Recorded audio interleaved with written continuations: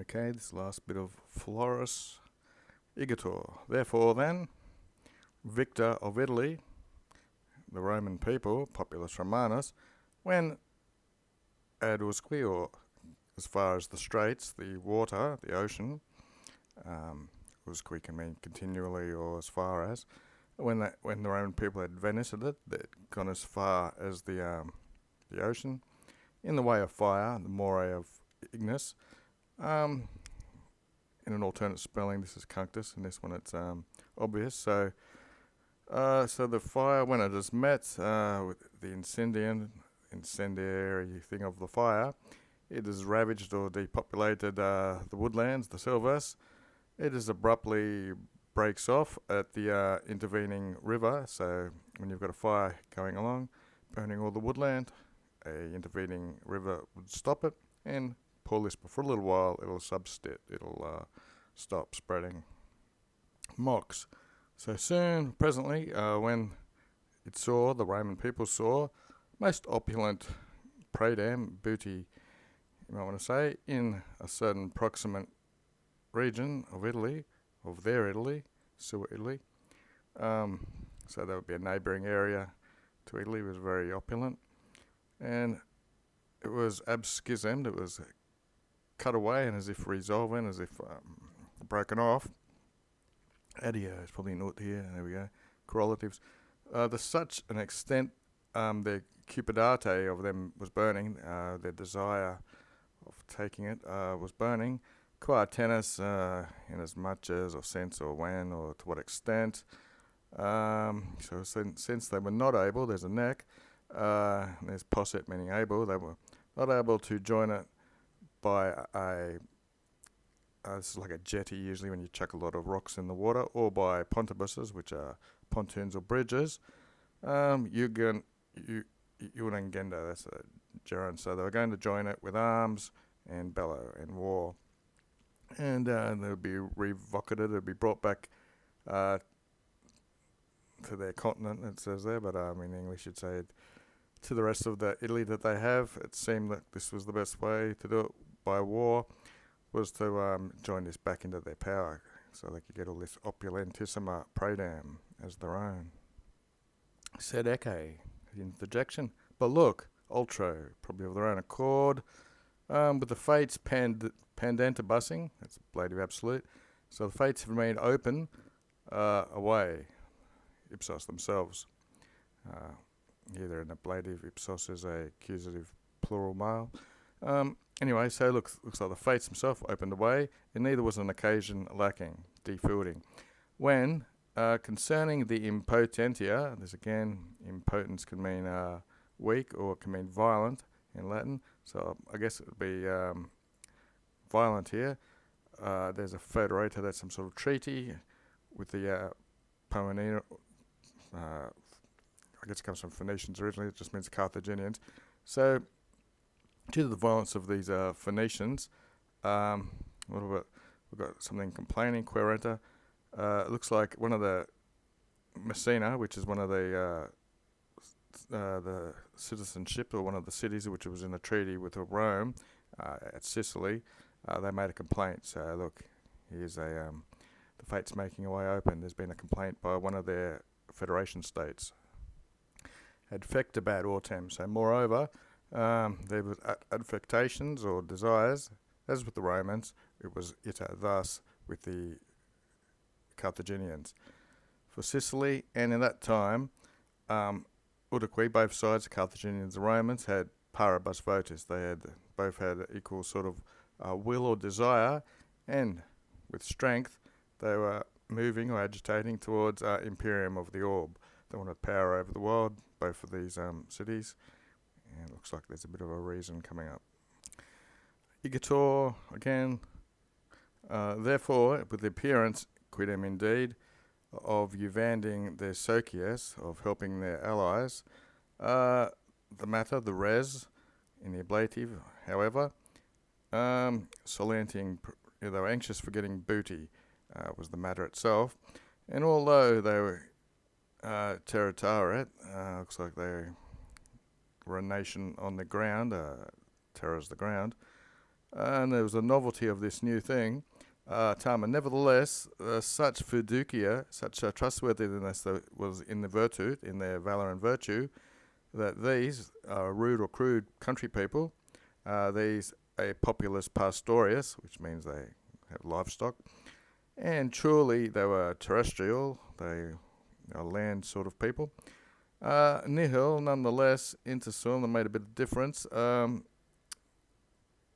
Ostend that they showed that their valour again, and means whether, so whether by equus or navibus, whether on horseback or by ships, they demarcated, they fought land and sea, whether it was land or sea, or horse or ship, something like that.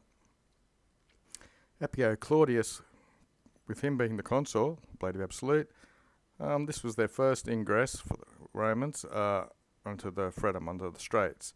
And this infamous fabulosus monsters, so there are fabulous monsters, it looks like, in the waters, rumours of them, and the estu, this is like the tide, literally, the waters were violent, and the violence in the water, that's a fourth declension.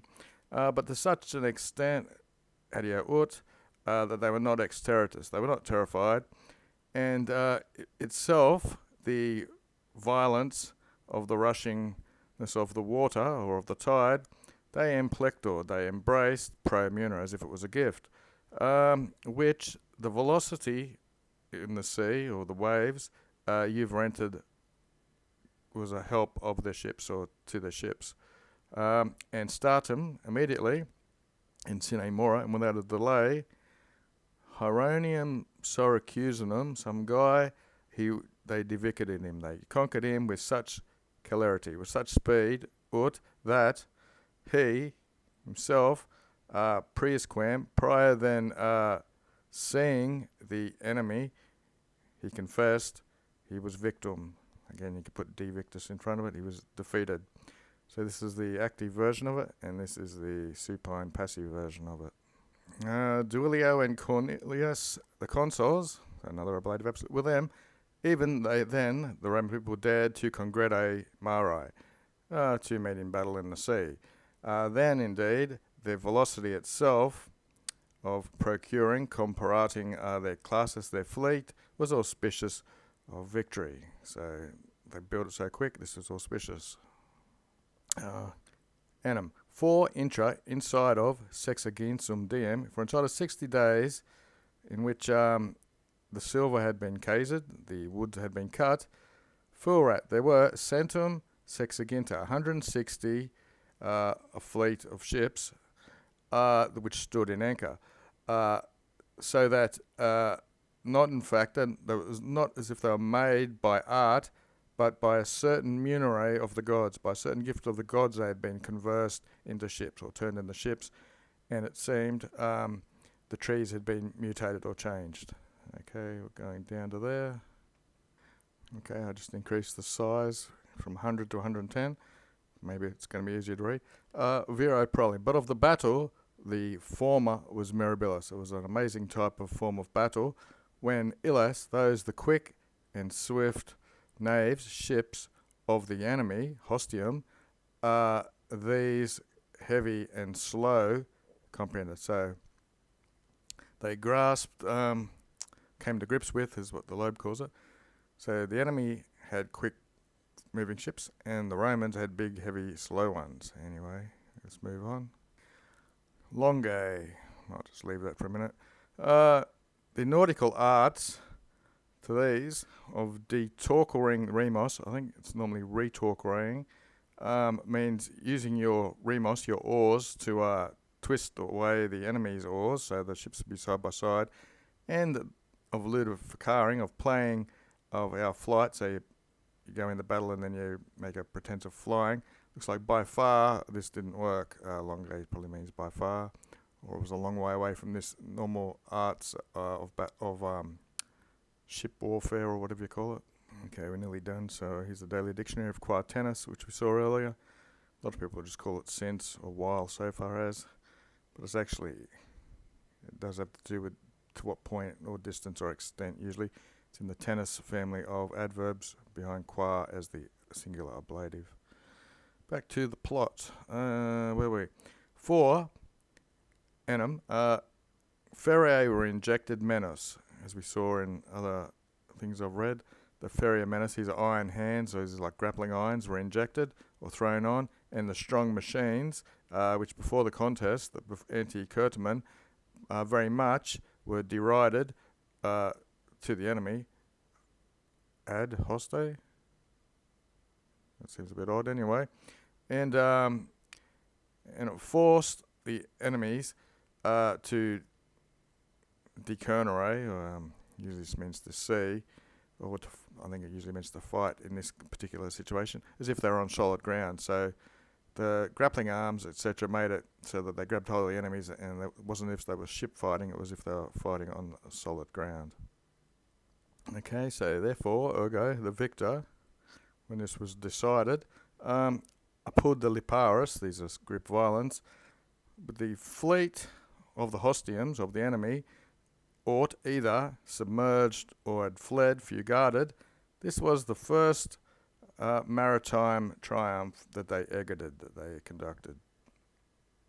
Curious quod gaudium foot, of which gaudium there was, of which joy there was.